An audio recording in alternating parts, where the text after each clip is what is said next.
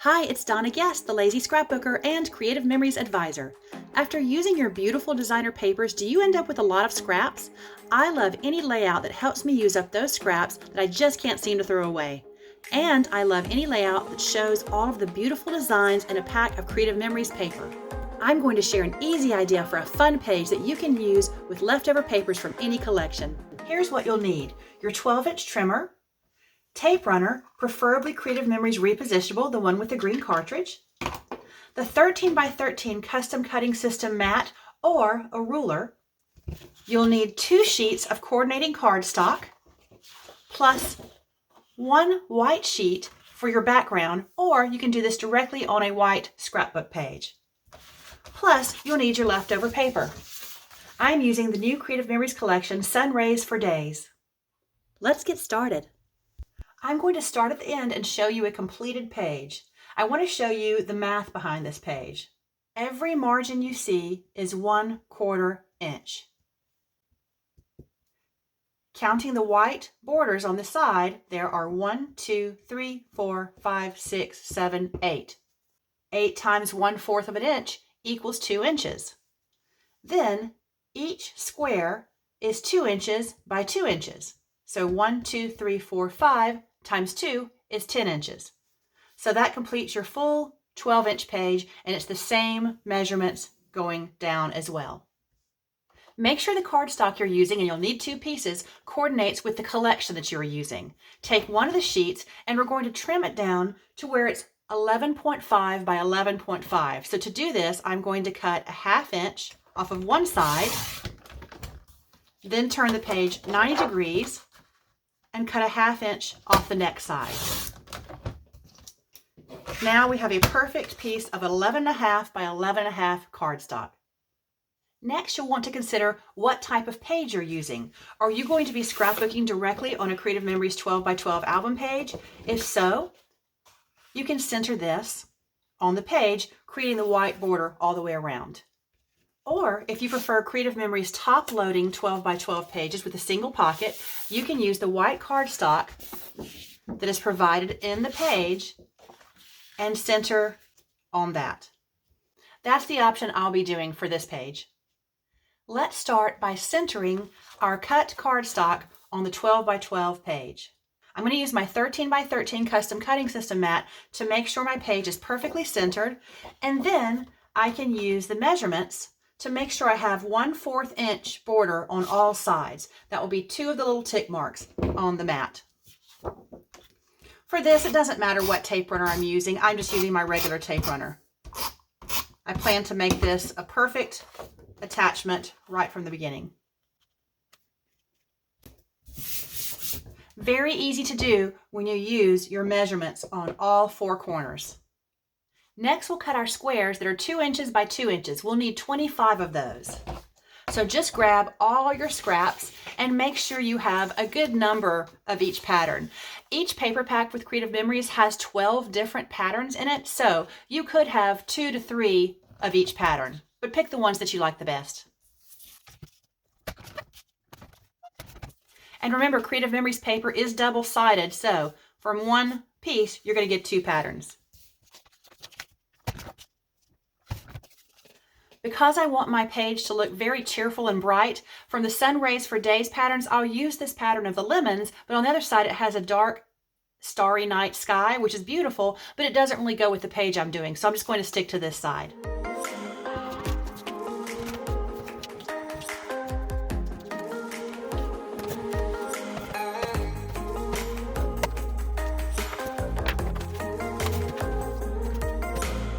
Now I've made all my cuts so I can put the trimmer aside, and we'll take our page back, and you can carefully place these on the page so that you like the location of each one. I'm not going to worry just yet about getting them perfectly centered. I just want to make sure I like where they are.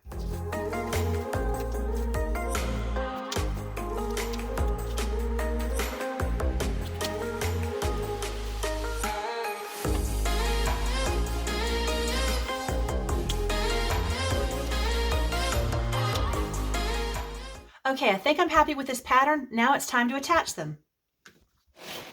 For this, I recommend the Creative Memories Repositionable Tape Runner, the one with the green cartridge. That's going to allow me, if I make a mistake, which I plan on doing, to easily pop it off and replace it. So I just put a couple of swipes of tape on each square, and using these tick marks in the corner and making sure that my main page is centered perfectly on the mat, I now come in another 1/4 inch, which at this first box is going to be a 1/2 inch in on the cutting mat. I'm going to look at that one and make sure it's right. Then I'm going to come over to the other corner and do the same thing. Then I'm going to jump to the middle square. That one's easy because it allows me to use the 7 and the 5 when my mat's centered perfectly to make sure these are right, keeping it lined up with the ones on the ends. I can tell I'm a little bit low there. Thank goodness for repositionable tape. And if you get off track a little bit, that's when the ruler comes in. I can place the ruler here if I'm really particular and want to make sure that I get these just right. Usually I'm not, but this is such a perfect measurement piece here. I want to make sure I've got it just right. Okay, looks good. Now I'm going to jump down here to the bottom corners and do the same thing. Again, making sure my paper is centered on the mat, and I'm using the 1/2 inch tick marks now because it's another 1/4 inch I'm coming in. Exactly what we did up here. And I'll start with the other corner as well.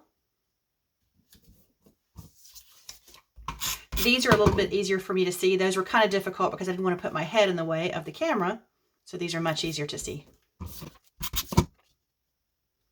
And I can eyeball these and make sure they're centered, but I can also use the mat and the 1/4 inch markings and make sure. Your mat has a marking every 1/8 of an inch, so just go 2 marks and that's your 1/4 inch. Okay, now I'm going to repeat all the way around and finish this up.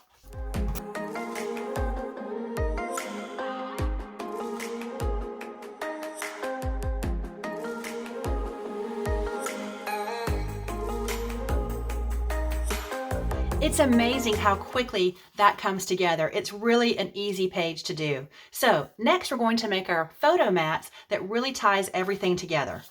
So I'm going to use the other piece of cardstock and show you this trick for how to create 4 full-size mats using 1 piece of cardstock. A full-size mat, of course, is enough to accommodate a 4x6 photo, which here's one right here. And if you want to do a 1/4 inch, which I highly recommend on this one so it matches the border here, you're going to need a 4.5 by 6.5 mat. And as we know, we can't cut those side by side because our paper's not long enough. So here's a cool trick to do that.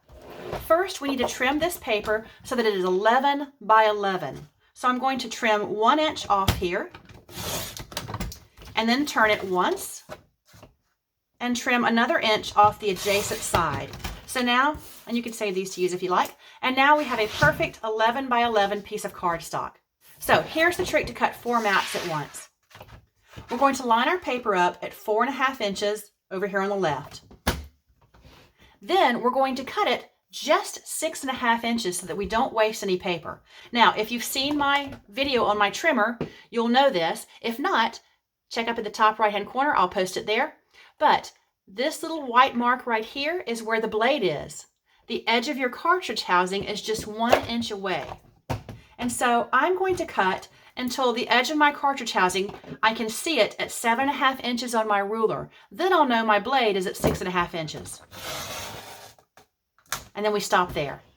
Then I'm going to rotate the paper clockwise just once. And then I'm going to repeat that same cut. The edge of the cartridge housing is at 7.5. I know my blade's at 6.5. And I'm going to turn clockwise again, and look what starts to happen. Your mats will just fall off the paper. This last cut's the easiest. It's all the way through. Boom, and you've got 4 perfect 4.5 by 6.5 mats and 1 little 2x2 square. And so it provides the same 1/4 inch border that we have created with this page. Now we can add our mats to the page. And as you can see, a 4x6 photo fits perfectly in that space, keeping the same margins. And since I haven't chosen my photos yet, I'm just going to put these cards right now as placeholders. I've got some leftover stickers from the collection that I'm going to add here.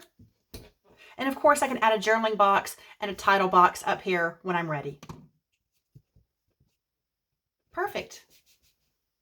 So now the only decision you have to make is which collection to use and which coordinating cardstock. I hope you have so much fun making this easy layout and use up lots of scraps. Be sure to hit the like or subscribe button to make sure you see all future videos. Thanks for watching.